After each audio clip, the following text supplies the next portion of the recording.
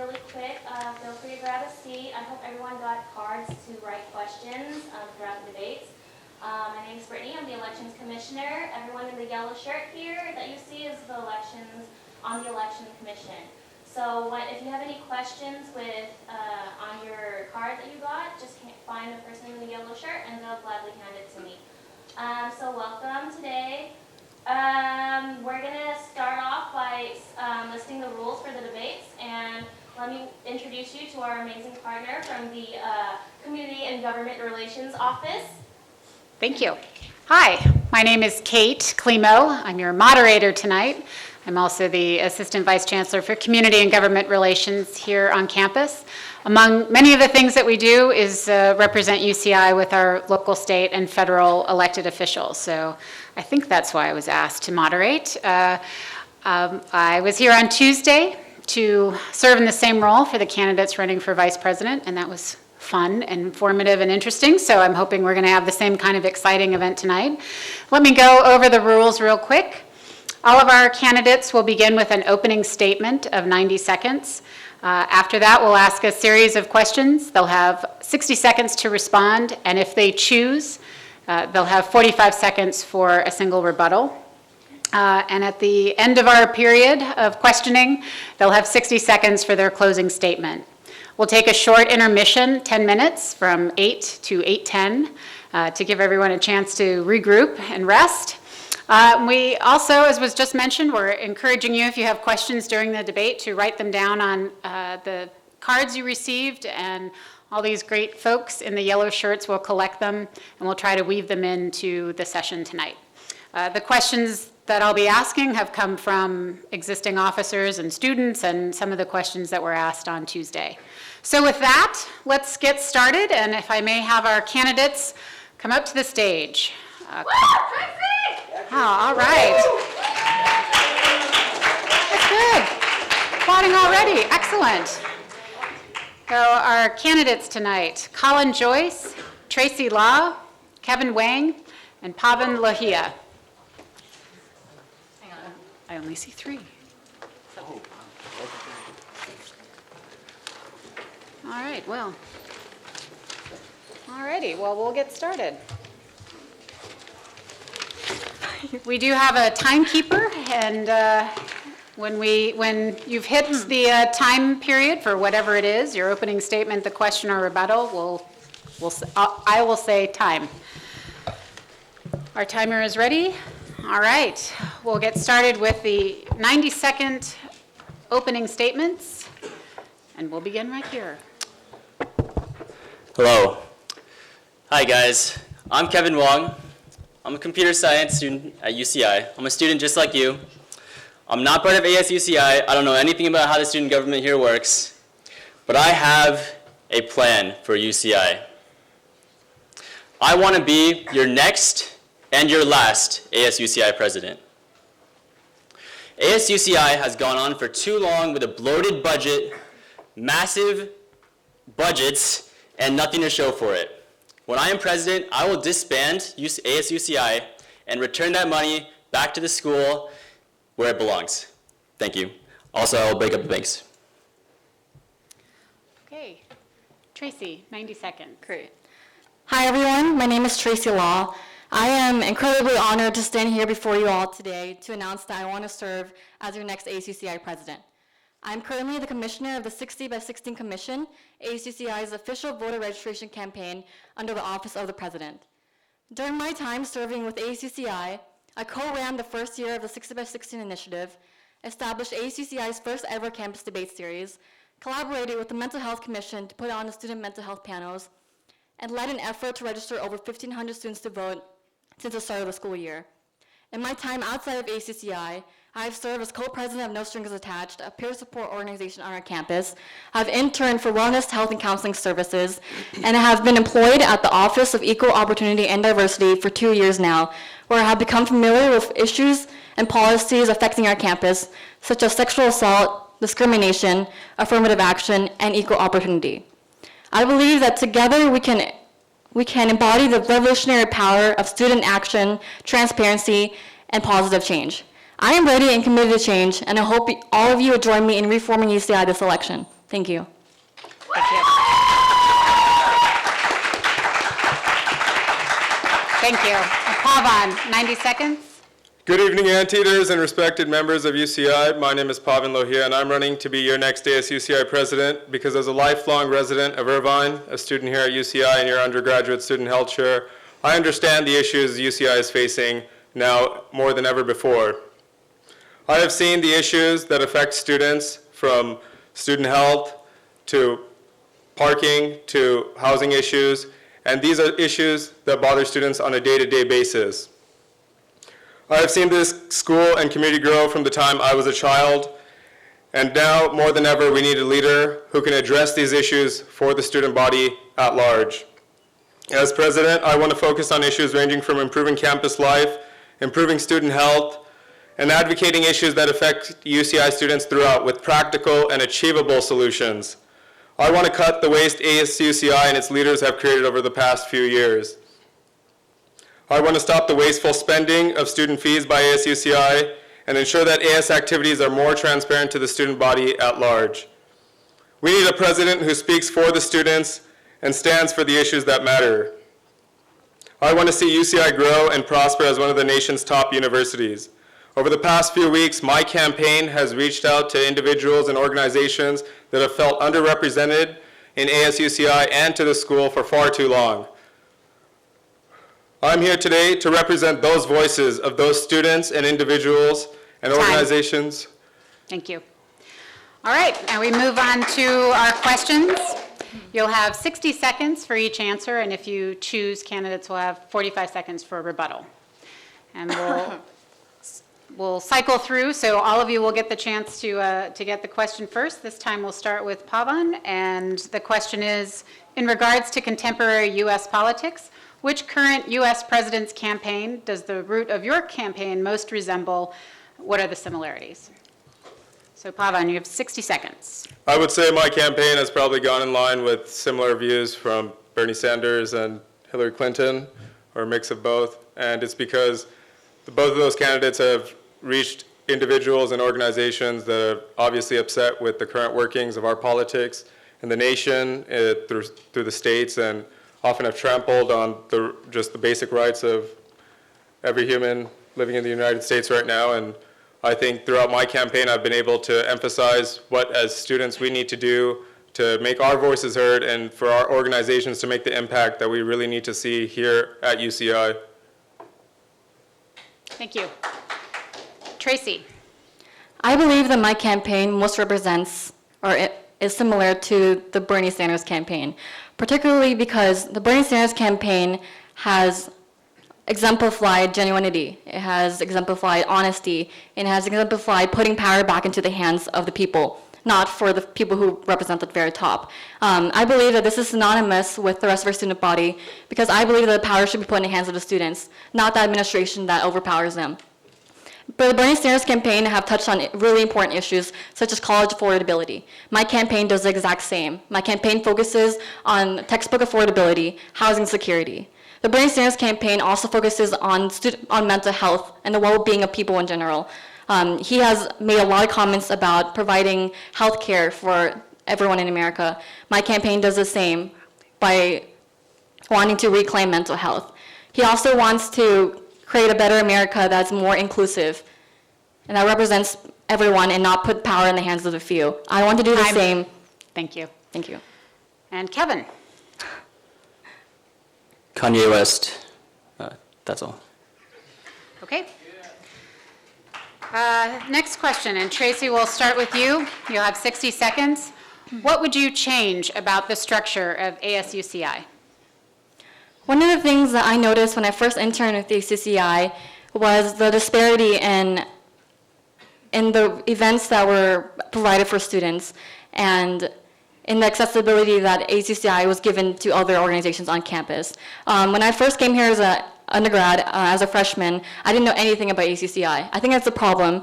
I think that students need to know what ACCI is and what ACCI can do for them.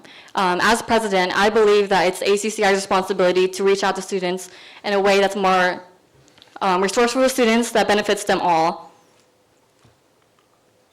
And thank you. Thank you.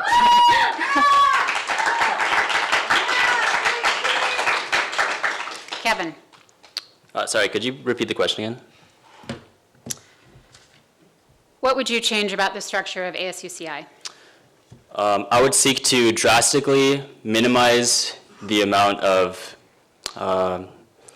structures in ASUCI, possibly to the point of removing it as an entity entirely. But if that's not possible, then to minimize the budget to the greatest extent that could be achieved. Thank you. Thank you. Pavan? One of my number one things will be as president is to make sure that our student representatives represent the campus as a whole. I do not want ASUCI to continually have members in there for years after years, continuing to say the same things without achieving the results. And I've seen that for the past few years here at UCI, and I am not going to stand for that anymore. Also, I want to make sure that the student fees that they take home as stipends or paychecks, however you want to say it, that is not something I want to continue to see happen when these members do not do their jobs and do not do the services that they need to provide for the students at large. Did you say that we could have 40 seconds for rebuttal? Sure. Okay. I would just like to use my time to say I appreciate everything that Pavan just said. That is correct. And wait, what were you saying about stipends? I didn't even know that was a thing. They certain commissioners and stuff, they receive stipends. Wow. I didn't even know that. That's amazing. And they don't meet. They don't Yeah. meet, they don't do their job. We need to cut ASUCI. Thank you. I want to take the time to take a rebuttal as well, so I have 45 seconds. Yep. I would like to state that I completely disagree with everything they both said. I know firsthand and by seeing it that all the commissioners within ACCI work their hardest. They put in 20 hours a week for possibly $22 every 2 weeks. That's not enough for the commissioners. I think that they put in a lot of work that needs to be compensated. And I We're think doing a this- service for the, I'm not doing that Pavan, rebuttal. she has 45 seconds to speak. Thank you. And you already had your rebuttal. Yes. I think it's important that the work that students put into here needs to be focused on, and I think it needs to be addressed. I don't think the stipend that students receive are enough as it is. I think it should be increased. Okay, thank you. All right, next question, and this one starts with Kevin. Last year, the Board of Regents authorized a 5-year, 5% increase in the student services fee, with 50% of every dollar to be earmarked towards mental health services. This produced a system-wide total of $17.4 million. The amount identified as needed to optimize mental health funding, however, is $38.25 million, which means you're still short $21 million. How will you work with the Council of Presidents to secure the remaining $21 million needed? All right. First of all, we need to dispel with this fiction that ASUCI doesn't know what they're doing, okay? ASUCI knows exactly what they're doing. That's why they're undergoing this systematic effort to increase its own budget, all right? So what we need to do is elect me as president, and I will cut the cruft out of ASUCI. I'll return the budget to a reasonable amount like it once was, and I will eliminate all of the waste in this program. Thank you. Thank you. Pavan, you have 60 seconds. As far as mental health goes, I'm aware of that 5% increase, but this issue goes far beyond the office of the student body president. While working in student health and working with student health directors, the chancellors, and working with UCOP, this has to go much deeper than that. That means insurance companies need to work with providers as well in increasing the availability to students here, regionally, nationally. It's a very constricted effort going on right now, but UCI is making strides. We have brought on a new social worker just to the Student Health Center, and we're currently recruiting 2 more additional psychiatrists. So we are making improvements, and we're going to continue to make those improvements. And next year, student health insurance, when it changes, we're going to continue to push our student health insurance companies to go and find more mental health providers. Thank you. Tracy.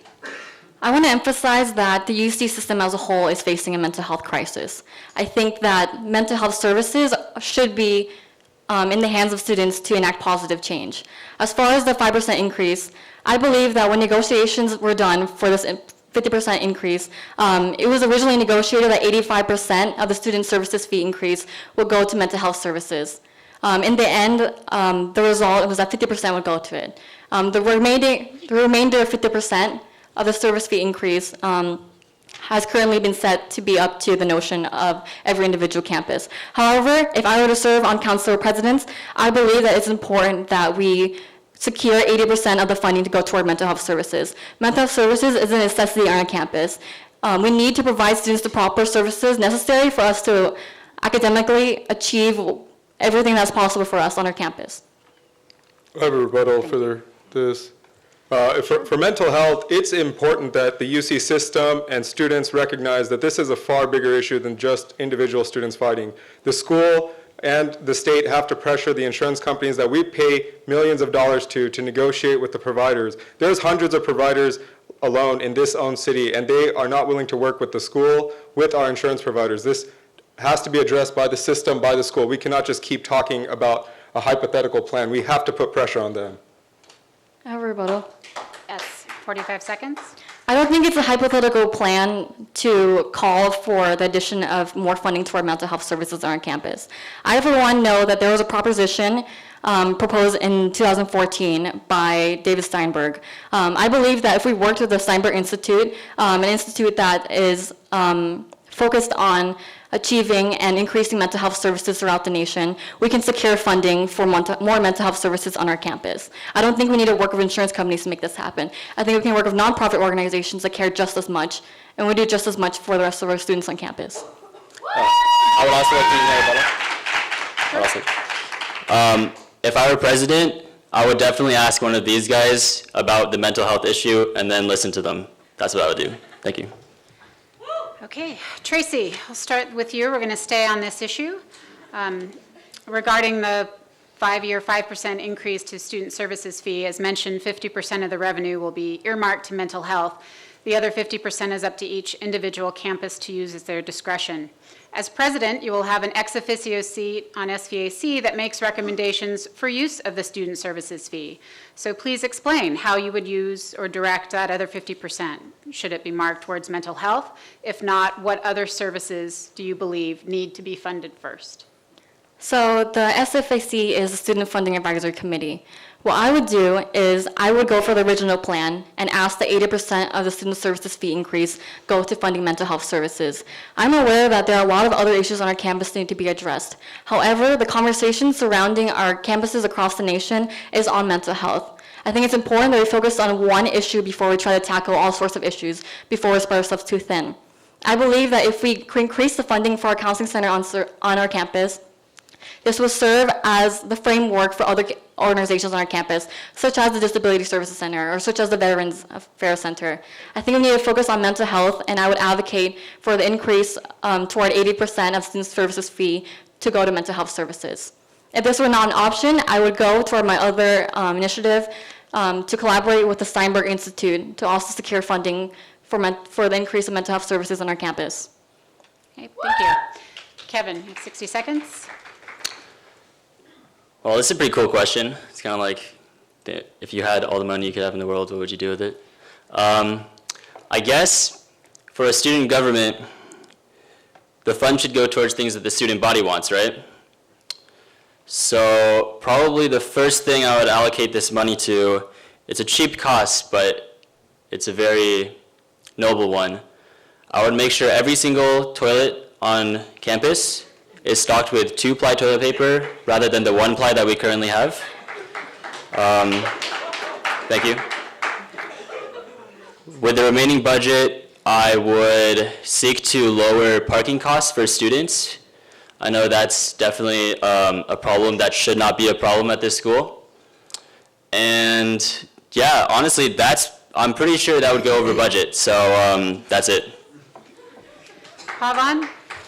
I believe that funding can definitely be utilized for mental health services, but we cannot just focus on just one primary issue that affects this school. We have to focus on issues that affect all undergraduate students, whether that includes sexual violence on this campus, because that is an epidemic across all campuses in this country, and we have to support those people, and they need their attention too.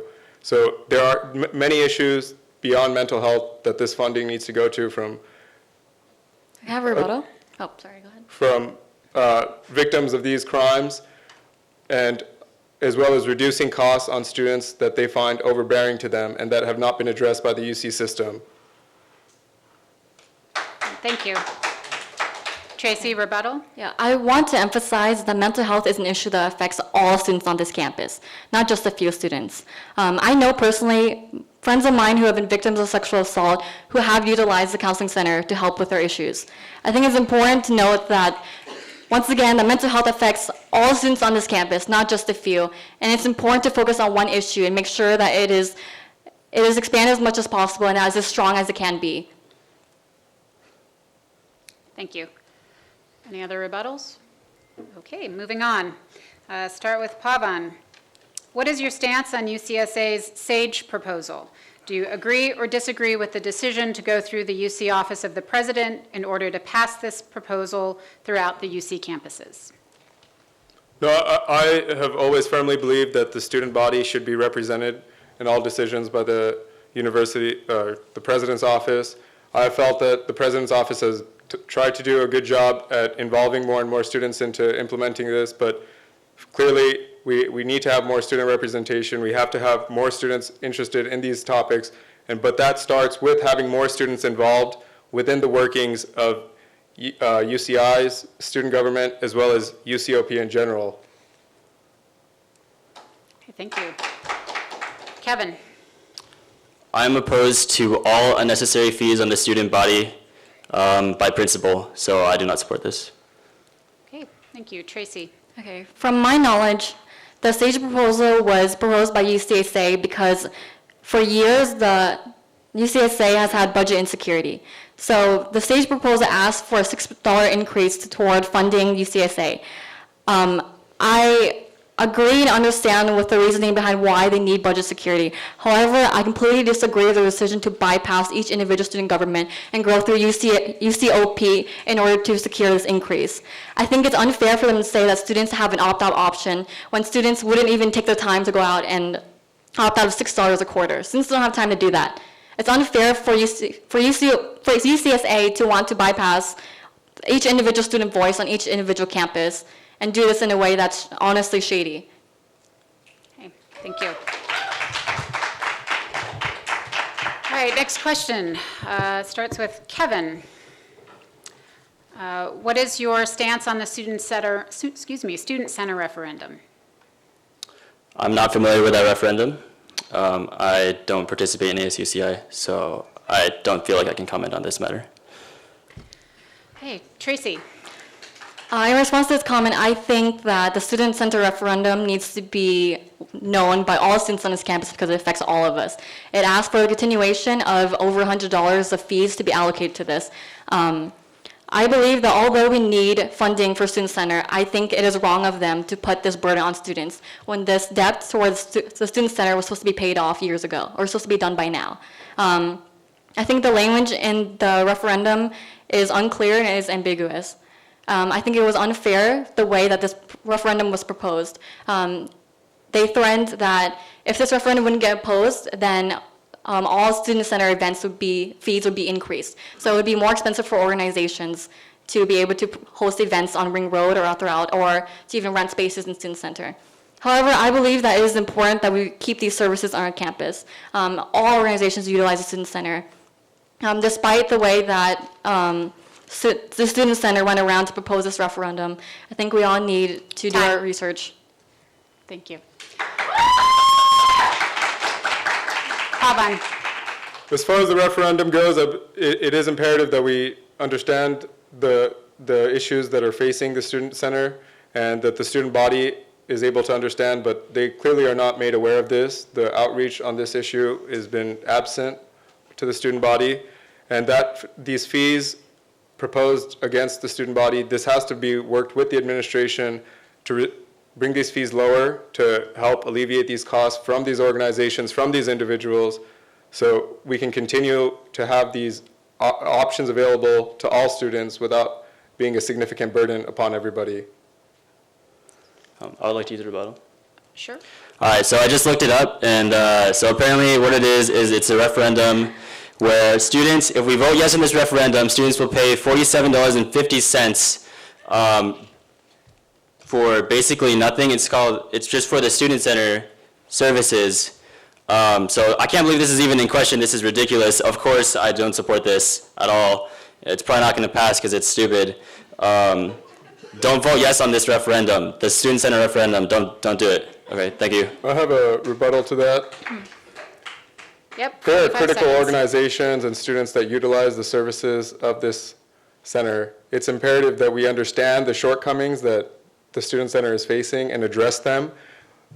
I can't agree that the price is something that each student can bear, but it is something that we need to address, and we have to find a solution to offer this continually for all UCI students and not just ignore it and call it names, because we're not playing a name-calling game, we're playing a game of solutions.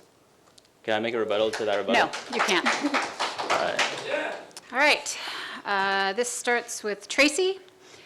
What do you believe is the most pressing issue of student life that has not currently or previously been addressed in student government? I think there are a lot of issues that have been addressed by student government.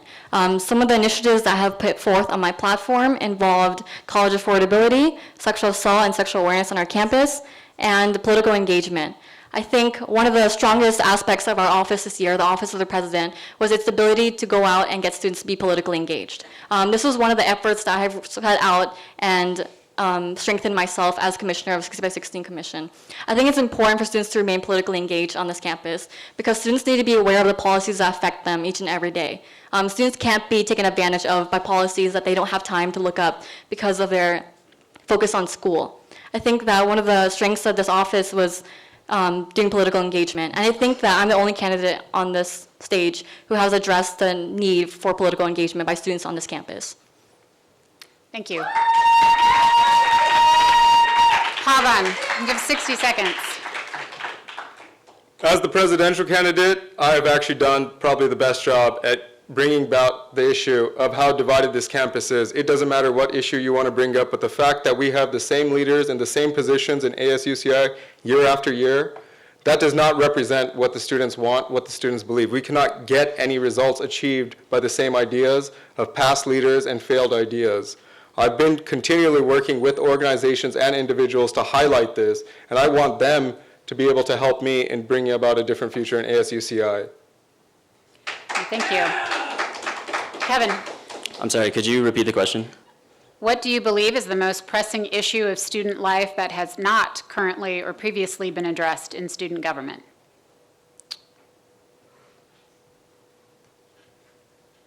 Well, before I can address that, we need to first dispel once and for all this fiction that ASUCI doesn't know what they're doing, okay? ASUCI knows exactly what they're doing, okay? ASUCI is undertaking a systematic effort to change this university, to make UCI more like the rest of the world. Thank you. All righty. Start with Kevin. One of the most important parts of this job is being connected and approachable to the students in order to be a more accurate voice of their opinion. On top of this, there's the challenge that your peers less often see you as a fellow student and rather a part of structural power. As president, how would you act and what sort of things would you do to remain connected to your fellow students? Okay, this is a great question. Thank you whoever wrote that question. Because this question doesn't really apply to me because if I am elected president, I would close the office of president and would no longer be president. So yeah, these things wouldn't really affect me. Thank you. Tracy. Can you repeat the question? Sure. One of the most important parts of the job is being connected and approachable to the students in order to be a more accurate voice of their opinion. On top of this, there is the challenge that your peers see you less as a fellow student and rather a part of structural power. As president, how would you act and what sort of things would you do to remain connected to your fellow students? So I have seen this issue come up in one of the organizations that I've actually been a part of. I previously called myself co-president of this organization, but throughout the time that I was part of this organization, my co-presidents and I made sure that we always refer to ourselves as co-organizers of the organization. This was No Strings Attached to Peer Support Organization. So what we did every single week was discuss issues and lead workshops on issues that pertain to student mental health. We didn't want to be up there and act as if we knew everything that we did about mental health. So we made sure that we called ourselves co-organizers, that we sat along with students, that we talked to them, and then we sat in a circle with them and didn't lecture them about this issue. Instead, we talked about it. We didn't act as if we knew everything we were doing. We talked with students, discussed our experiences, and we're not afraid to admit that we're vulnerable too, and that we all have issues. This is one of the things that I would do as president of ACCI. I wouldn't explicitly state my power or say that I am better than students. I would do everything just the same as students. I wouldn't receive any of the benefits that the president could receive. I would sit along with students and be alongside them in protest. Time. Thanks. Pavan, you have 60 seconds. My campaign's #1 goal has been to bring UCI together. By that, I've worked with organizations and individuals over the past few weeks to bring about their voice to the larger student body and to the representation of ASUCI. I don't believe any of the other candidates have done so, and you can see that from their candidacy and the peers that they're with and running with, that they do not embody the entire student body. As I've worked with the organizations, I've heard their voices, and I've worked with them one-on-one through personal outreach, not through sending people, but through my own personal being there, listening to them and understanding the issues that they think matter and how I can best represent them and address them and bring about a positive solution. I like your rebuttal. Thank you. Sure, 45 seconds. So my candidate on the left here says that within the last few weeks of his campaign, he has reached out to organizations. I want to state that over the last 3 years I've been here at UCI, I've made an effort to go out and directly involve myself with other organizations and students on this campus. One of the ways I did this was as the co-organizer of No Strings Attached. Every single week we went out there and talked to students about issues that affected our mental health. I led campus debate series where I organized and worked with 4 political organizations on campus that had never been done before. And I got them all to work and participate in civil discourse and dialogue. I don't think any other candidate on this stage has done the same. Regardless of whether or not they've done it in the last 3 weeks, I've been doing it throughout my entire time here at UCI. I have a rebuttal for that. You do, 45 seconds. It's about when it happens now, it's about addressing what's going on now. It doesn't matter what was happening 1 year ago, 2 years ago. They were not in positions to be making decisions or making an actual effort to bring about a difference. The difference is being demanded now, and that's why these organizations are backing me as a candidate and want to see a president who can represent them properly and wholefully to the student body. Okay. Moving on, next question. Start with Kevin. If we were to poll your electoral support base, what group would they be affiliated with? Multicultural, Greek, student government, etc. To be honest, I would say mostly my friends, my close friends. I don't have too many, but I think that would be, they would constitute some of my supporters. Thank you. Okay, thank you. Tracy. I believe that all my supporters come from all 3 parts of our campus organization. That's what the platform of my campaign has been about, addressing issues that affect all students at large. I also want to take the time to list off some of the organizations that publicly supported me. The Asian Pacific Student Association, Berners of UC Irvine, College Democrats, College Republicans, the Muslim Student Association, Students for Justice in Palestine, the ICS Student Council, one of the multicultural Greek fraternities here on campus. You can see from my supporter base that it derives from all sorts of campus. It's not just fixated on one side of campus, it's all students involved in every sort of organization here. Thank you. Pavan. Yep. My campaign has rigorously worked with all organizations, all individuals from Greek Life to those involved in Cross Cultural Center, as well as those within the workings of ASUCI. I've heard the issues from them as individuals, as organizations as a whole. They feel that their recruitments are down, whether it's just as clubs, big clubs like Global Medical Brigades of Irvine. I've talked to them. They do incredible humanitarian work year after year, day after day, whether it's professional fraternities, Greek Life. I've been able to understand them, work with them, and support them in their vision that they see that UCI should be and what it should become. Thank you. Can I use my rebuttal? Sure. All right. I think this is where you can really see the difference between me and my fellow candidates. These guys here are part of ASUCI. They have all of these deep connections with these groups. If they're elected president, who do you think they're going to be going for? The student, you, or these groups? I'm not a career politician, okay? I don't have any friends, okay? Honestly, what I would do is I have no connections. I would just shut down ASUCI, okay? Would you rather vote for a corrupt, did you say you've been active in the community for 3 years? Okay, 3 years, okay? 0. So who would you vote for as a student, really? The career politician or the student just like you? Thank you. Thank you. Pavan, Yes. please give 2 examples in which you brought 2 groups together over a heated topic or issue. I have not been able to do that in my time here in ASUCI, but I have been able to work with the organizations to understand what the issues are, and one of the issues I'm actually facing right now from international students and organizations on campus, which I'm working, whether I win this position or not, is to find a bridge that they feel more accepted, more welcomed, more inclusive in the UCI environment. That is a very hot issue for the international students because they have felt for far too long that they are excluded from ASUCI, from groups on campus, and just socially they do not feel accepted on this campus, and they represent a large portion of our campus, and I want to change that. So the biggest issue is bridging international peers and our local peers here who have been here, who are students here, and how we can work together in bringing UCI together. Tracy, Like I stated earlier, this year I established ACCI's first ever campus debate series. This was a collaboration done with 60 Student Commission and 4 other political organizations on this campus. Everyone here knows how polarized politics have became over the last few years.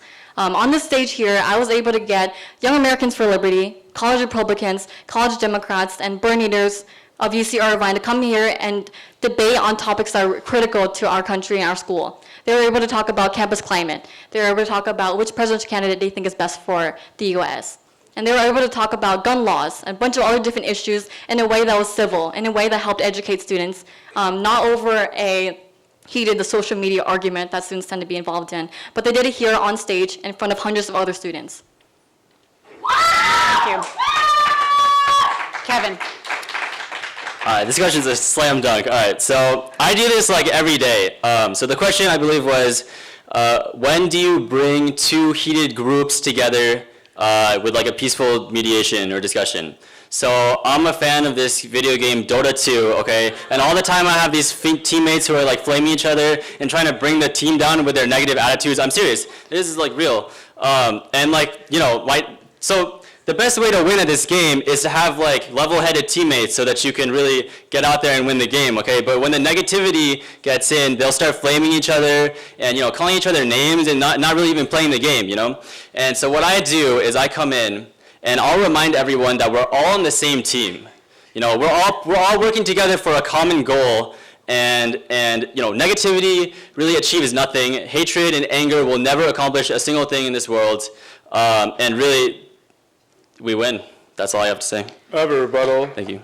okay? The issue at hand is about not being able to argue ideas and just think about things. So like this campus debate series, that's great, and it embodies the student, it voices their opinion, but it also needs to focus on issues that are on hand for students that they do face. When students come up to me and they say that they don't feel involved, that they do not feel like they're welcomed at this school, I take it personally because as a student and as a person who's lived here his entire life, they should feel welcome. They should feel like the organizations on our campus, at our school, they want to be here, they should be here, and they deserve to be here. Thank you. I have a rebuttal. Sure. As all students here of higher education, we can't deny that it's important that we foster our intellectual discourse and our ability to be able to discuss difficult topics with one another. That's what this campus debate series did. And to say that they didn't discuss issues that were important to students, such as climate change, such as gun laws, such as mental health, such as campus climate, that's crazy. Students were able to do this in a civil manner in ways that I've never seen that have been done before on this campus. This was the first time in history that ACCI was able to bring forth these 4 organizations to talk about these issues and to learn from one another. What's more important than students being able to learn from one another and to be able to talk about and discuss issues that are hard to address? Thank you. Okay, Tracy, I'll start with you.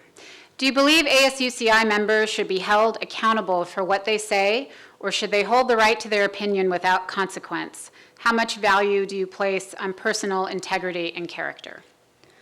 I believe, like just any other elected representative, I believe that every representative in ASUCI should be held accountable for what they said. They were elected by the student body to represent their voice. They're elected to represent their constituents. If a representative on this in the student government said something that completely disagreed with what the rest of the student body believed, I think that there should be reprimanded for that. I think they should be held accountable for this. I think it's important that our representatives on this campus promote inclusivity and safety and the well-being of our students on campus. And if that representative isn't doing that, then I think they need to be held accountable for their actions. All right, thank you. Kevin? I don't believe that the student government, or any government for that matter, should be able to say what the people have a right to say. I don't believe that we should be able to punish others for what they say. However, in a democracy, if people are in elected positions, the students themselves can decide who they like and who they don't like, and with that, support the people that agree with the things that they support, such as closing ASUCI. Thank you. Pavan?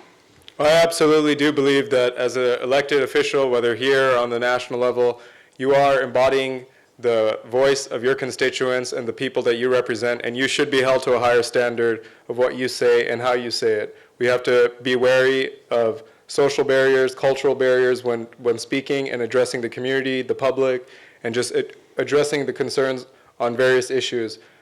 Whether as an ASUCI representative, we do have the utmost responsibility to portray UCI as a top university and to respect the values and beliefs of all students here on campus and make them feel inclusive, that we do share their beliefs as representatives.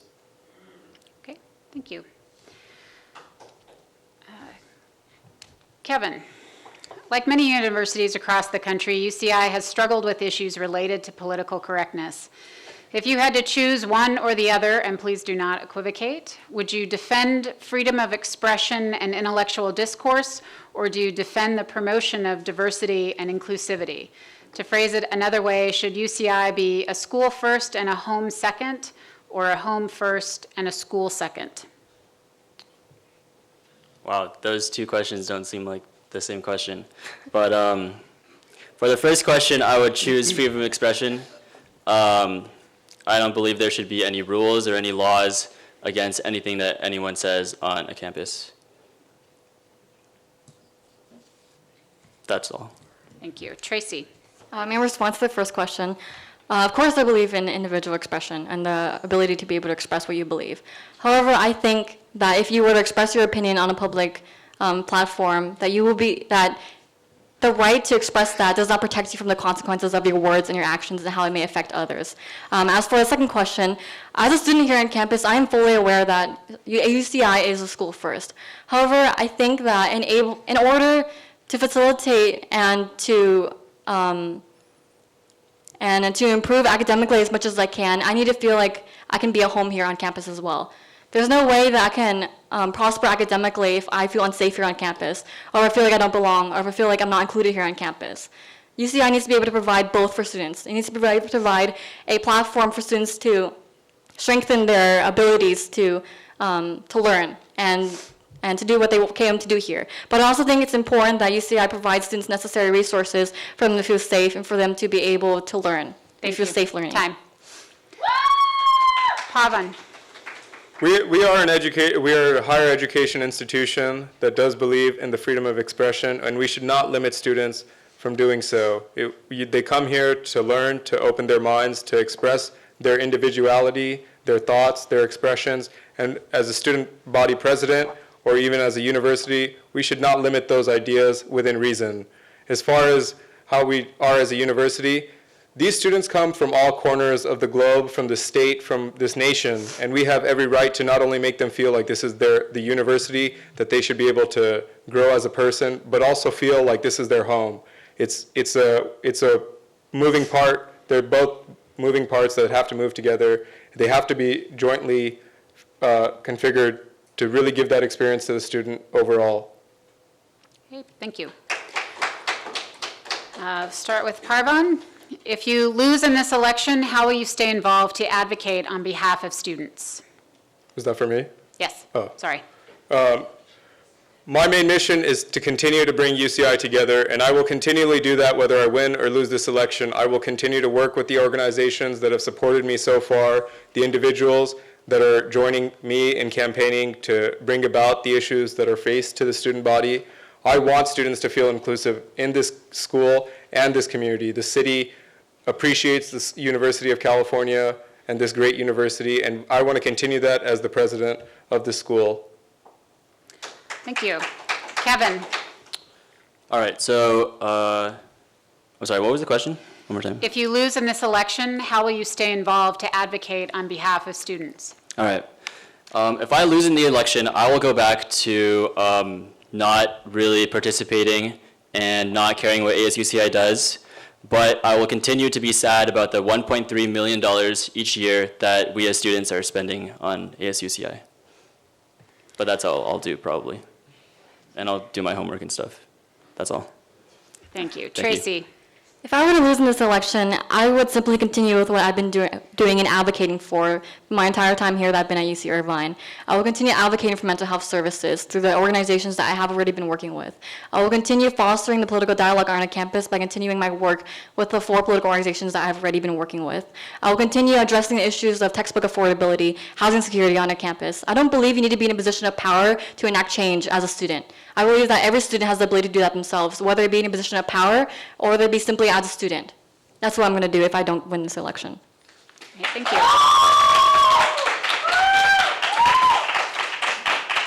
All right, next up to start is Tracy. Are there specific initiatives that you would implement if elected to strengthen ASUCI's role as a conduit between students and administrators?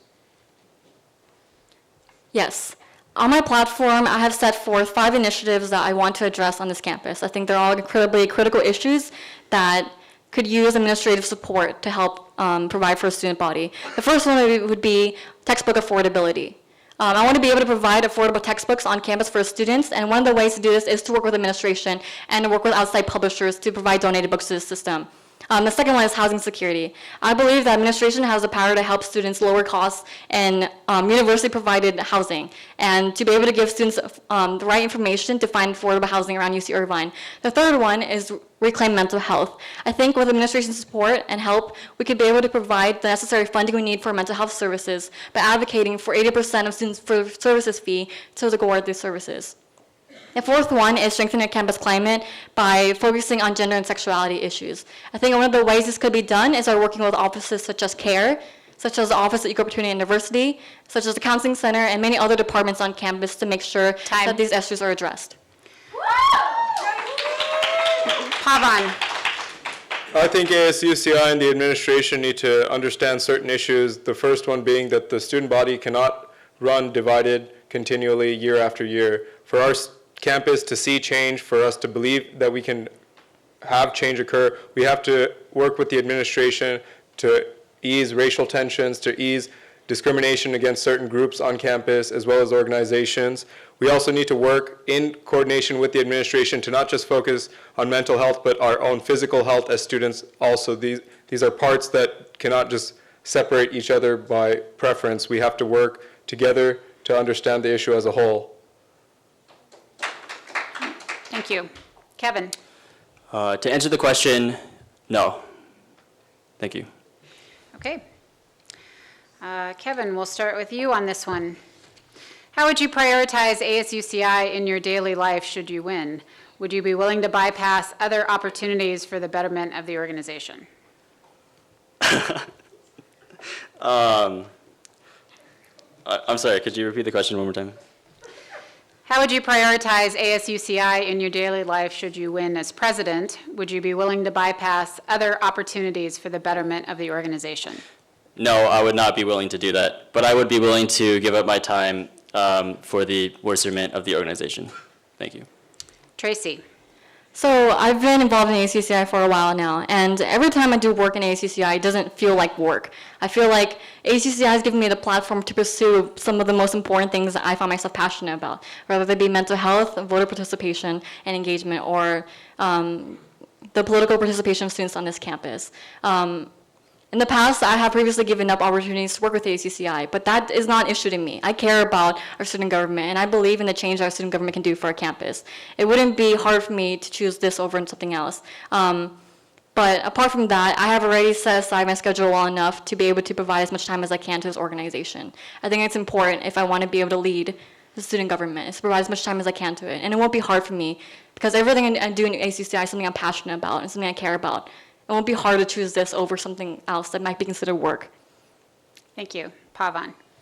Absolutely. This would be my number one priority as the president of this school. I would focus day in and day out on the issues that matter the most to the students, the issues that I want to focus on by improving student health, by improving the campus life, by reducing the cost upon students that are unnecessary to them. I will take this job very seriously. I would turn down anything to make sure that every student feels inclusive, feels that their voice is being heard by their president, by all their represented constituents of their respected schools. It would be my utmost priority to make sure that I can make a difference to this campus. All right, thank you. And that concludes the first half of our forum this evening. We'll take a 10-minute break and return with the questions at 8:10.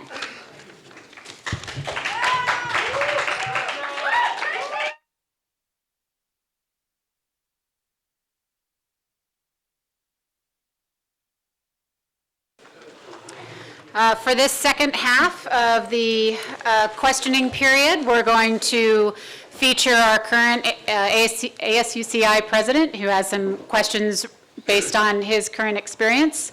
The answering rules are still the same: 60-second answer, 45 seconds for rebuttal. Parshan, take it away. Thank you. Everybody can hear me now?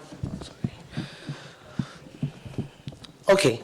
So as the ACCI president, there has been a number of different issues that I have had to deal with this year, and I'm sure that each and every one of you, if elected as president, will have to deal with similar issues in the future. So I would like to ask a number of these questions or issues that I've had to deal with and see your responses and how you would deal with them. So first question that I have, and you may have had to answer a similar question regarding this, is this past year, one of the issues that we saw was with the Student Center and the information that turned out that Student Center has, in fact, a shortage of funding, and that they may very well, if not be funded, have to come up with some sort of a way to bring that funding. And so the proposal that we ended up working on was the Student Senate referendum that has been set forth for these elections. My question for you is, if some of you may have taken a stance, I wasn't here for it. I don't know if you've taken a stance support it or against it. If you are supportive of it, why? And if you are against it, what other proposal would you put forward to fund the $17.5 million shortage that Student Center has? And if I may start with Kevin Mack. All right, thank you. I believe that this supposed $17.5 million shortage is greatly exaggerated, and these fees are excessive and extraneous, and thus I do not support this referendum. Please elaborate on what you would actually do to help fix this. I would not allocate any money towards this issue. And I'll go actually right like linearly. So. Okay. Thank you. So I addressed this issue earlier. I want to state that I think it's an embarrassment and a huge disappointment that our Student Center budget was this mismanaged, to the point that $17.5 million is now up to students to pay for, when we had already agreed to pay this in the first place. This budget deficit should not be here. Although I think that whoever was in charge of this budget mismanagement needs to be held accountable, I think it's important that the student center fee is important to the rest of the student body. A lot of organizations on campus utilize the services that Student Center provides, and I don't want this to go away just because of mismanagement by administration. I think that students need to work together to provide services that they need.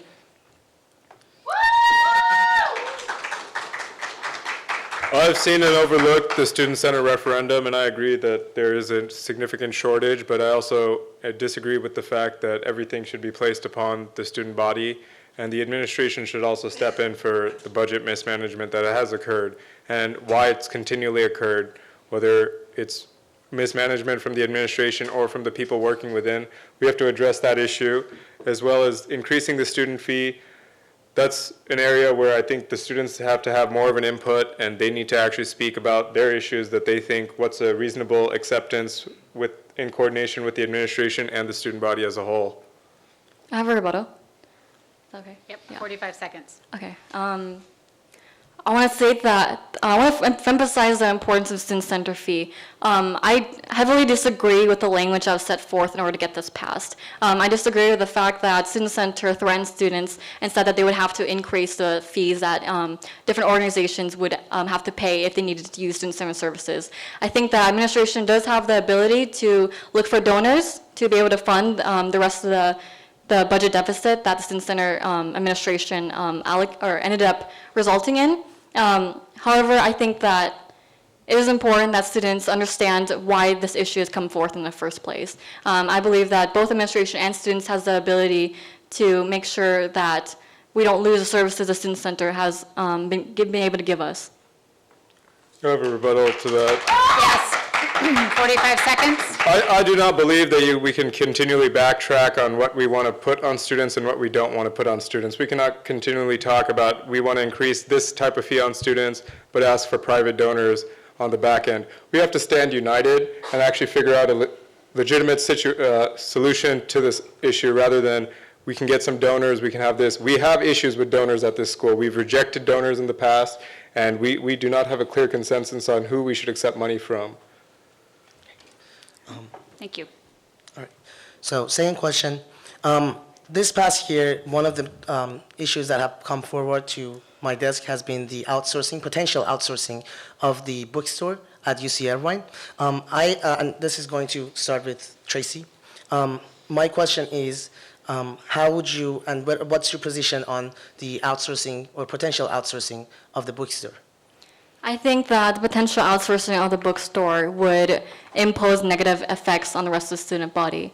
Although the bookstore has been very expensive in the resources they have provided, I think that outsourcing it to a privatized company would make us lose control over the rights that our workers have, and our ability to advocate for more rights that the workers at the bookstore have. I think this is an issue, and I don't think that we should be outsourcing to provide for the rest of our student body. I think that we should give that responsibility and that power to students instead. I don't think we should look for outside companies to help provide resources for our students through the bookstore.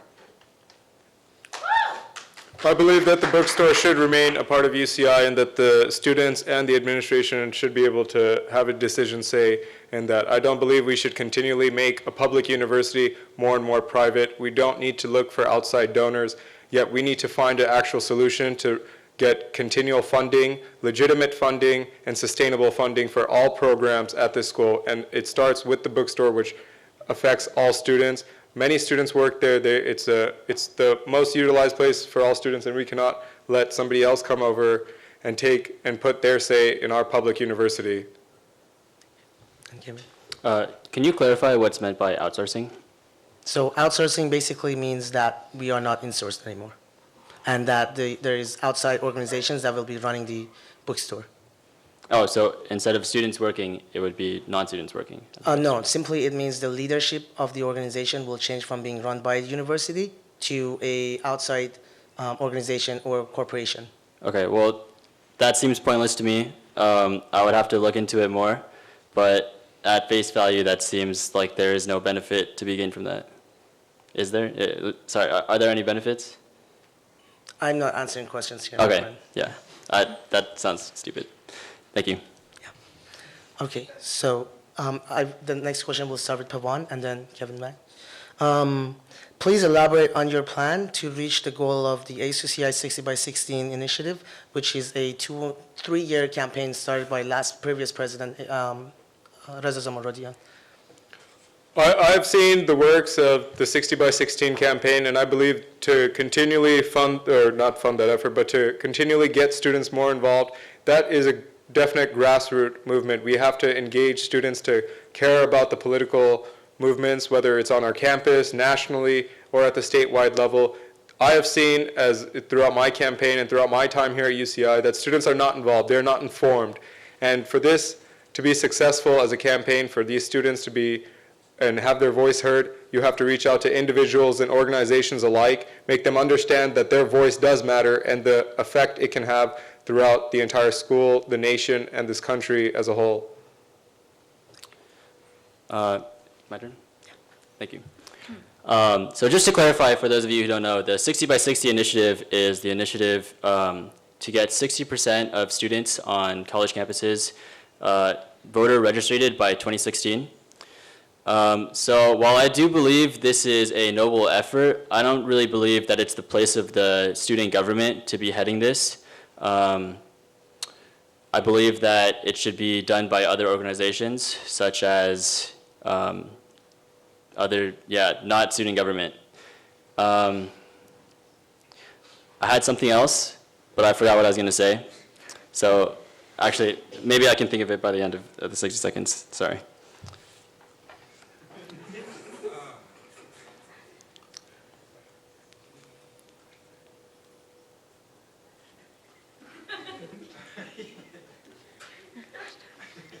Yeah, I forgot. But like Bernie Sanders for president.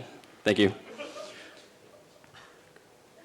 So I want to say that if students have the power to empower each other to register one another to vote, why not do it? If students are the ones who can actually go out there and directly talk to other students. So on my platform, as the current 60 by 16 commissioner, I am fully aware that the 60 by 16 commission is actually set to expire after this upcoming election. The name itself implies that it will end in 2016. So on my platform, I've stated that I want to continue the voter registration efforts that 60 by 16 has been doing. I want to turn 60 by 16 into an initiative called UCI Vote. I want students to remain politically engaged and educated even after the national election is over. I don't want this to end. I want to keep registering students to vote. I want to keep encouraging students to get out the vote and participate when the time is necessary.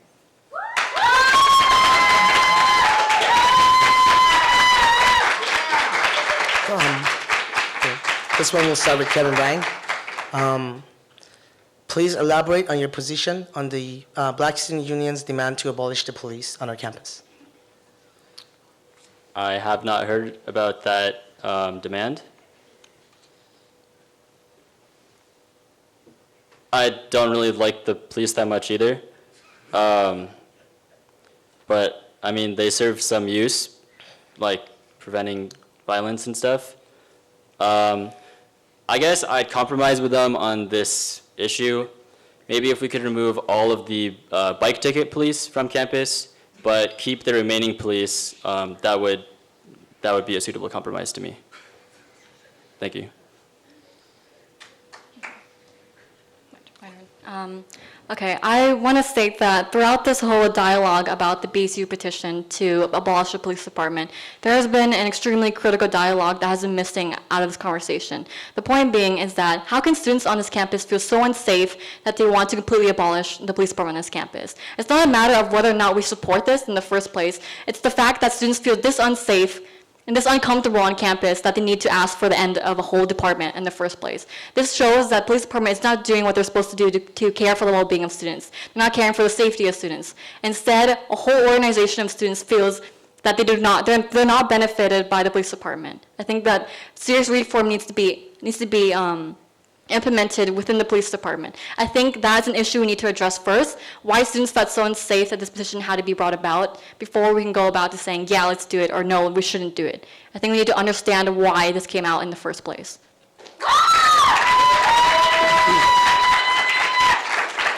I've lived here for my entire life, and I know for sure that the Irvine police officers and University of California police officers have put their lives on the line day in and day out to protect our community, and that is why we are the #1 safest city in this country.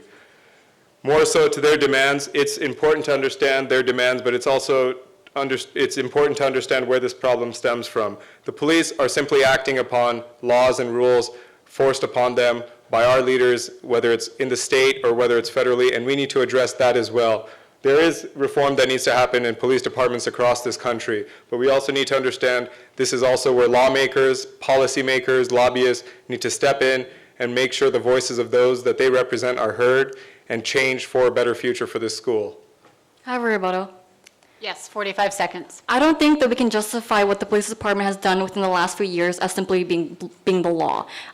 Recently this year, 6 police officers showed up at a black student's home at gunpoint because they believed that he was robbing his own house. That's not okay. I've heard from various students on campus and from my friends myself that the police continuously stop students of color while walking to their homes on campus because they don't think that they belong there. How is that lawful? How is that in any way contributing to the well-being of students on this campus? How is that in any way uplifting the law? Yes, 45 seconds. There are definitely issues that every police department across this nation is facing, whether it's here here at our home or across police departments across this country. There are isolated incidences, but we need to understand that not every police officer is bad. The same thing could be said about a doctor, our presidents. You can say that about anybody, our professors even so. We need to understand that those who are choosing these decisions, those who have made these outlandish attacks toward people of color, there has to be reform toward that. We have to fight for our reform that we deserve. Okay. So next question that I have is that this past year, the UC Regents has been working on and finally passed the UC Statement of Principles Against Intolerance, and I would like to ask that you elaborate on your position with this regard, and starting with Tracy. Recently, the UC Board of Regents finalized a decision that they would not legally reprimand anti-Zionist statements on this campus. I think that this was a wise decision for the UC Board of Regents to make. I believe that them saying that anti-Semitism is not wanted on this campus, but the choice that they made in making sure this would not be illegal throughout the UC system is important to note. So I was informed about this when it had first come about, and it's important that the regents and our student body are able to have their voices heard by the regents, and their decision to do so and making that statement for all UC campuses embodies what I believe for our students, but more so, it represents that students should be able to allow to think freely, to express themselves freely, and ultimately feel safe on our campus, and that they can express themselves without fear of retaliation by anybody. Kevin? A poet once said, "I want to see a government so small that I can barely see it." I stand by those words too, and so I support this thing. Okay. We'll start this question with Pavan. So over the past actually month and a half, and continuously, our campus lecturers have been negotiating contracts with our campus, and it will continue to do so, and it may very well go into any of your terms if you're elected as president. Please elaborate on your position with regards to these contract negotiations and where you stand. Can you repeat that first part of the question? So the contract negotiations are happening between our campus lecturers and our campus. So please elaborate on your position on that. So I think that as I have family members who are current lecturers here and are part of these ongoing negotiations, and I believe that as a student body representative or as a student itself, that these lecturers do put their time and effort into our school, into the education that we receive as students, and as a school or as an individual, I would want to see them understand the commitment that they deserve to have from the university, as well as what we expect from them as lecturers and potentially becoming professors here, researchers, and building this university as a whole. As my experience, with my experience here on this campus, talking to lecturers and being involved and getting close to the lecturers here on this campus, I think it's important that these contracts in the future increase the pay for the work that these lecturers do. They put in hundreds of hours every week for very little pay, and I think it's important that we students stand by these lecturers who are not tenured, who don't get the compensation that they deserve. I think that pay should be increased for lecturers for the excruciating amount of work that they put into providing for our students. If our lecturers are not happy, our students will not be happy, and our students will not be able to get the education that we deserve if our lecturers are underpaid and don't get what they deserve.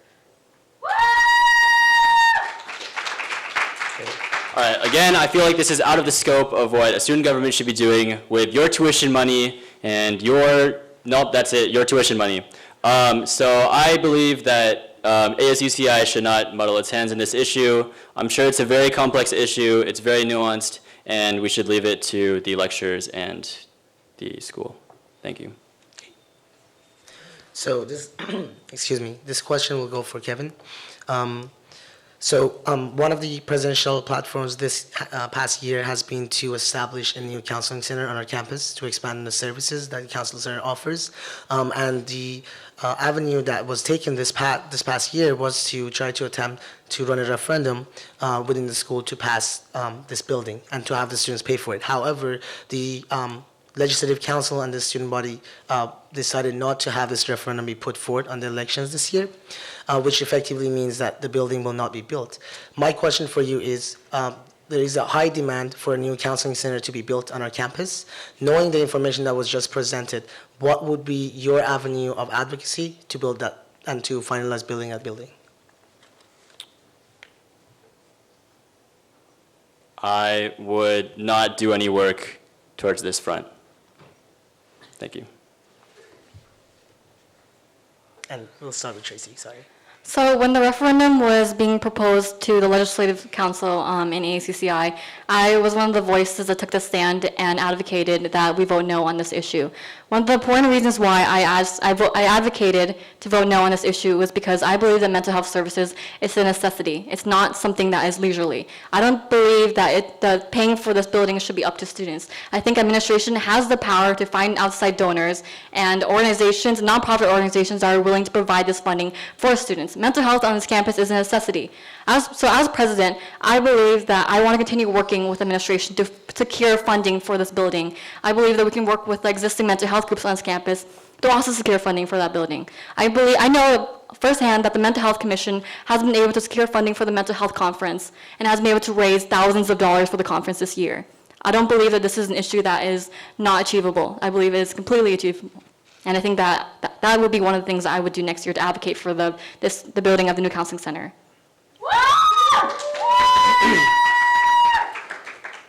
While I agree that we do need a larger space for our counselors and more adequate mental health services, I also believe that we need to find results as of yesterday for our student body. We cannot wait for years for a building to be built or for space to be added. However, we need to put pressure on our insurance companies, on our current providers here at our student health center, as well as working with administrators to recruit more mental health providers and services available to all students. UCI is making great strides in that by recruiting and finding providers who are willing to work with the school, willing to work with the companies that do support UCI and bring those services. We just added a new social worker to the Student Health Center, and we're going to continue to work and bring more mental health services to the school faster than a building being built. Rebuttal. Yes, 45 seconds. Okay, 1 second. Let me think again. I just lost my thought.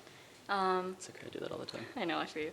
One of the things that I want to say is that one of your arguments is that we should have started yesterday for the building of this, the new counseling center. What I want to say that this is a campaign that has been on the mind of every single student for years now. I don't believe that we should settle on paying $47 a quarter to get this building built. I think that we need to get the best option possible for students. And I don't think that we should introduce undue financial burdens to the student by asking them to pay for this building. I think we can continue and advocate for stronger resources that are not put in the hands of students. I think we need to settle for the best option possible, and I don't think this fee referendum was that.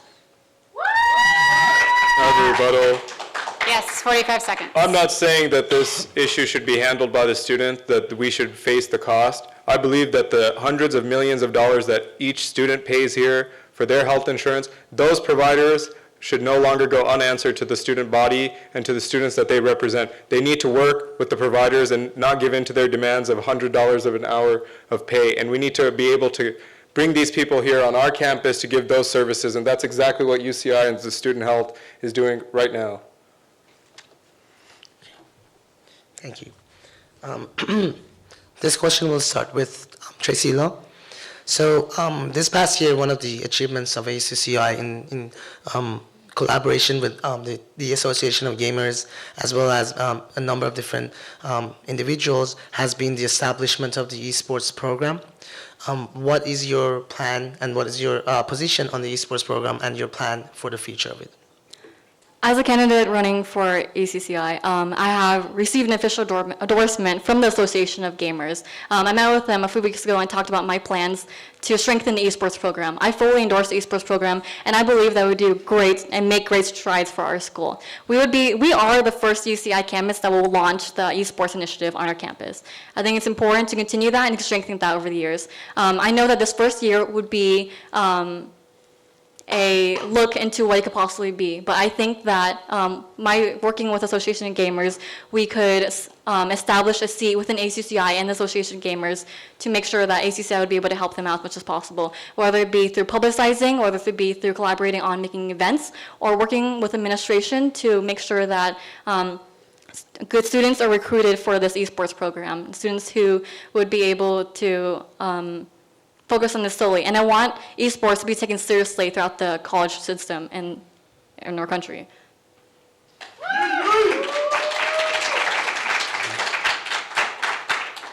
I'm very happy for the gaming students here on campus and for UCI in accomplishing that esports has been established here. I've seen this issue grow at schools across the nation, and I continually express that we need to highlight issues like these on our campuses, whether it's this organization or any other organization on our campus, the achievements and the strides that they're making. As president, I want to highlight those groups and individuals. For example, not just esports, but our engineering student council members, they're winning national awards that are not being showcased by UCI, and those are huge. We are one of the top engineering schools in the nation now, and I believe all students should have their voice heard in that manner. Kevin?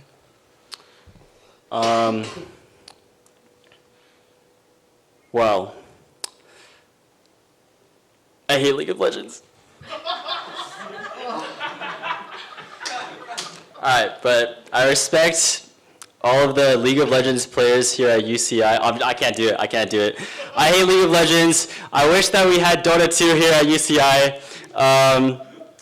I'm also really bad at Smash. I don't know what else to say. I'm kind of just venting here.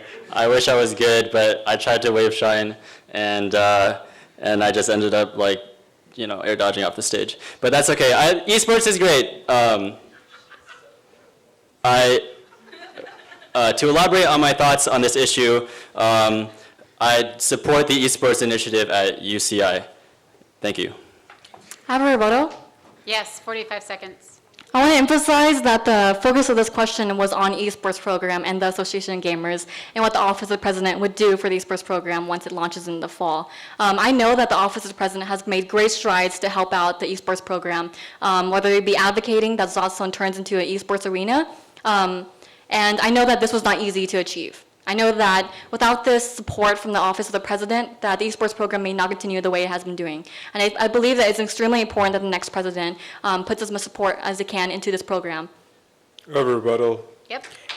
I completely agree, and I have total support and faith in the esports players and members, but I also want to emphasize that as president, I have to focus on issues that are being achieved and that can continually be achieved, and that means I cannot just shut out other members of this campus and their achievements and how we can continue to foster their growth and represent our school as a whole.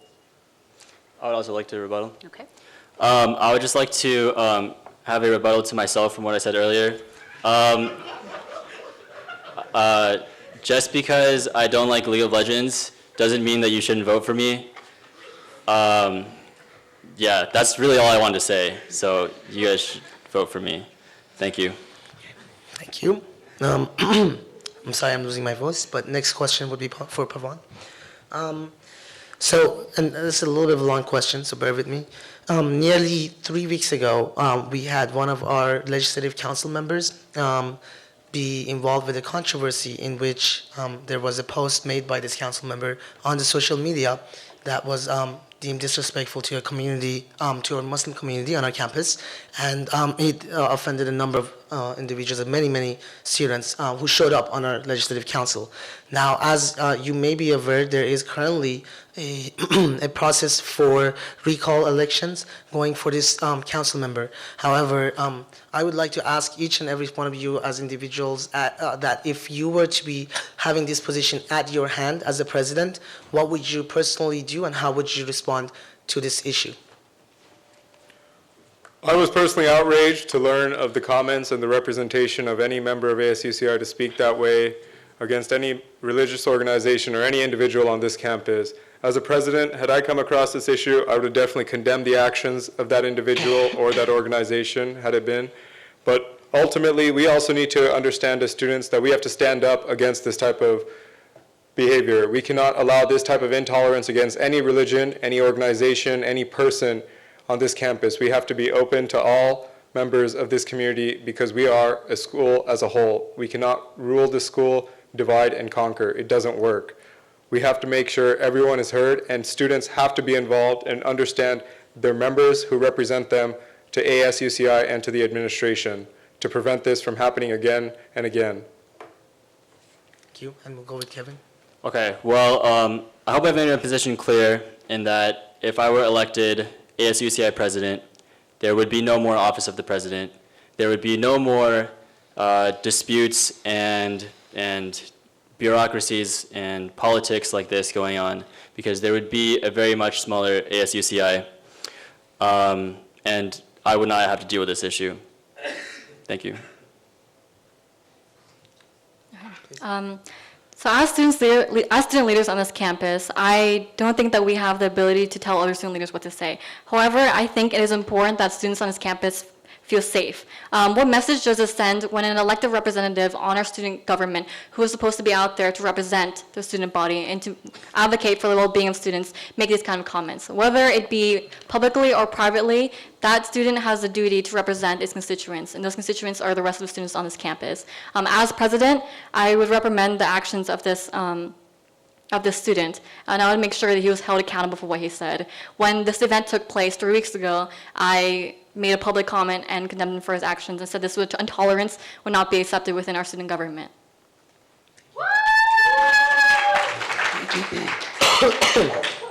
Okay, so the next question will be for Kevin. Please elaborate on how you will incorporate UCI's academic senate within ASUCI and how you will strengthen the positionality of ASUCI and ASUCI's membership and representatives in the academic senate. So the question was, how would I strengthen ASUCI's position within the Academic Senate? Okay, I would do the reverse of that and hopefully eliminate ASUCI's position within the Academic Senate and within this school. Thank you. On the other hand, I would try to strengthen ACCI's position with the Academic Senate and work on more collaborative efforts to better the student body. One of the ways I want to do this is in regards to the 60 by 16 campaign. Currently, we do not know the exact number of students that register to vote on our campus. What I want to do is work alongside the Academic Senate to figure out exactly what that number is. And I believe this can be achievable. This would be one way to continue collaborating on more events that benefit the student body and to help us find a better place within Academic Senate. So I think that for ASUCI to be more involved in the Academic Senate, I believe that it begins with outreaching and figuring out how we can improve our representation. That is through the representatives that we currently have, how we can better emphasize our thoughts and the voices of our students on campus, and to figure out how we can coordinate activities between the two to be more transparent, to embody what we visualize as UCI values and we need to uphold as a student body government. sorry. So, the next question would be for Tracy. Currently, one of the, correct me if the question has been already asked, I apologize, but there has been currently an initiative or a referendum initiative that is calling for revamping ASUCI, a constitutional amendment that will significantly change the current structure of ASUCI and add some very specific areas that will require the next president and the next executive team to really work very hard on establishing the structure and a solid structure for ASUCI. How would you be able to lead the efforts of the next executive team as the president to establish this structure and implement it if this referendum is passed? Throughout my campaign for the candidacy, I have publicly endorsed revamping the ACC Constitution. I believe what we currently have is severely outdated, and what the new revisions propose is more transparency, more accountability, and more positive changes in our student government. One of the ways I would work with the rest of my executive cabinet would be to foster strong and positive relations with the rest of them. One of the ways would be to simply educate ourselves on exactly what the Constitution provides in the first place. I know that the Constitution has increased its pages from 14 pages to over 30 pages of text, less than 30 pages of text. I know that the Constitution has increased dramatically. However, it's important for us to fully understand what is within this context in the first place. And I believe that my current relationships with those who are running for this office is very strong, and I don't believe that there would be any issue in working together to make sure that all of these needs are met within the Constitution in the first place.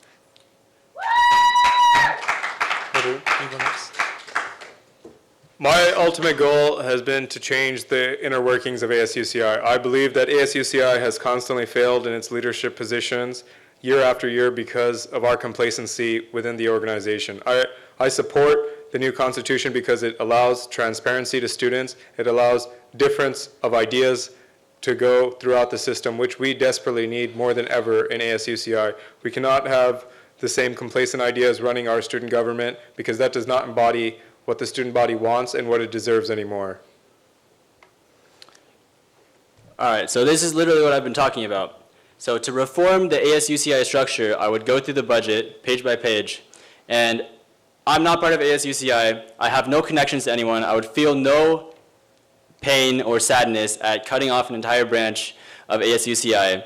I would go through the budget and I would delete anything. I would just backspace anything which is not necessary and not crucial to the running of this school. I have a rebuttal. Yes, 45 seconds. I want to say that ACCI has failed time and time again in the past is incredibly disrespectful to everything that we have achieved in the last few years. One of these is the campus debate series. One of these is the mental health conferences that we've been upholding. One of these is the chef's conference that was finally implemented on our campus. We've tackled food security. We've tackled mental health. We've tackled voter education. We've tackled sexual assault awareness. We've tackled all sorts of issues. And to say that we've been failing at these time and time again is incredibly disrespectful to the organization and all the work the students leaders on this campus have done in the past. I have a rebuttal. Yep, 45 seconds. As a student leader myself, I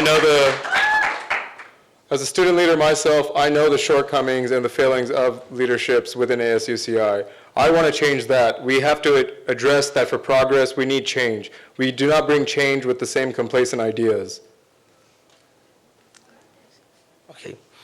And for last question that I have for tonight, for all of you, is please take the next question to critique the current office of the president and what you would do to make it better for next year. And we'll start with Pavan. I have always seen the workings of the office of the president and ASUCI as a whole. For me, to become the president of ASUCI, I want to see that we are more inclusive and more diverse in representing the student body.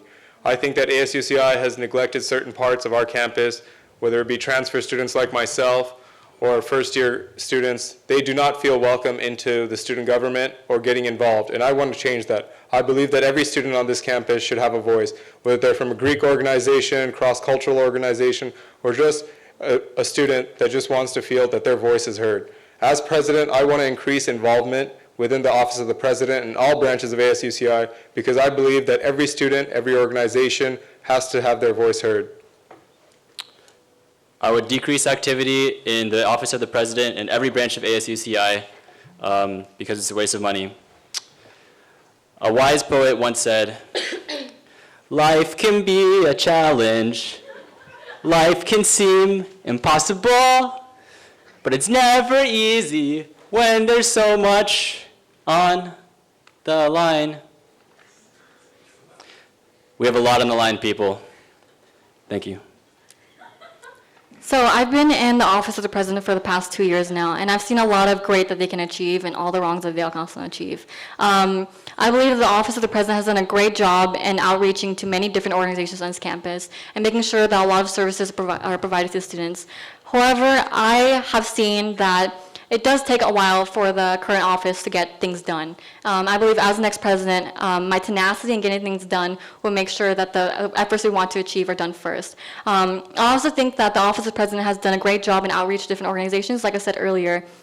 However, I have known that throughout the time, many organizations also feel left out. I also believe that outreach needs to be done to the rest of the student body more often. A lot of students still don't even know what ASUCI is, and I think that's an issue. I think that with the power that the Office of the President has, its ability to outreach to all campus anytime they want needs to be done. I think ASUCI needs to be out of Ring Road more. I think more emails need to be sent out telling students what's going on. I think more transparency needs to be upheld by this office. All right. We're going to wrap up here. So big finish. You each have 60 seconds for your closing statements, and we'll start with Kevin. All right. So in closing, what I would do if elected president is I would drastically decrease or eliminate ASUCI as a group.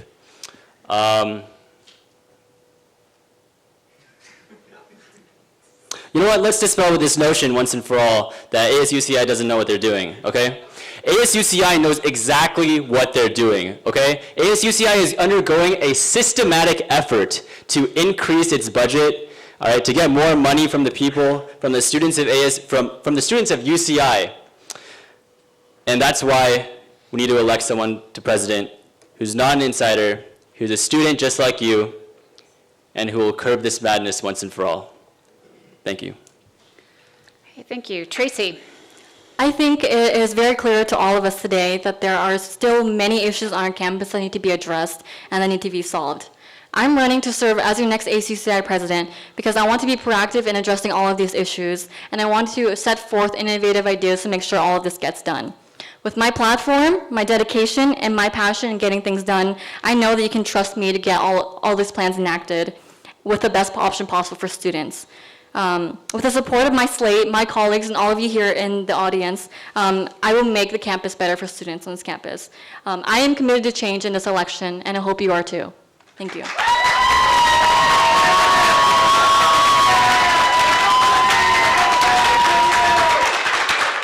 All right, Pavan.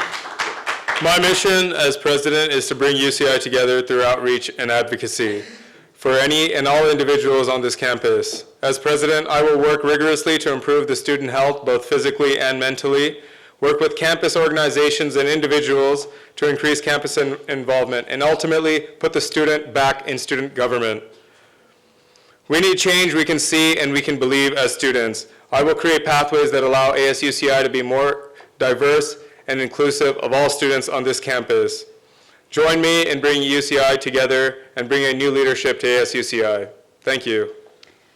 Thank you. And a big round of applause for all of our candidates tonight. And with that, we'll turn it over to you for final statements. Thank you. Okay, so can everyone stay to have our post-debate polls? If you go on the ASUCI website right now, we have the link for the polls. Our Facebook page, sorry, our ASUCI Facebook page has the link for the post-debate polls. So if you can go on right now and cast your votes. And do we have a time limit? We will be open until 9 o'clock, and we will close it sharp at 9 o'clock. And only members in attendance of this So if you can't hear Parshan, he says that the voting polls will close at 9 o'clock sharp. So the polls are only open for members in attendance right now. If you had checked in earlier in the front, then you are able to cast your vote. So please cast your vote. You have until 9 o'clock sharp. If you have any issues, please raise your hand and we'll come assist you.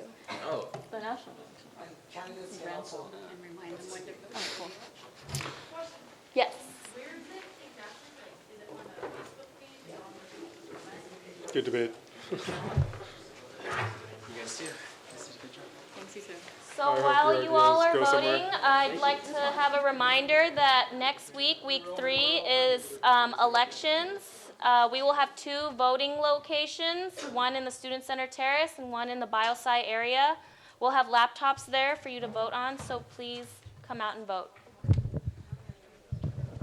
Also for folks, again, so if you want to having trouble finding the page on Facebook, look up Associate Students, and then it will show up. Associate Students of University of California, Irvine, on the Facebook page.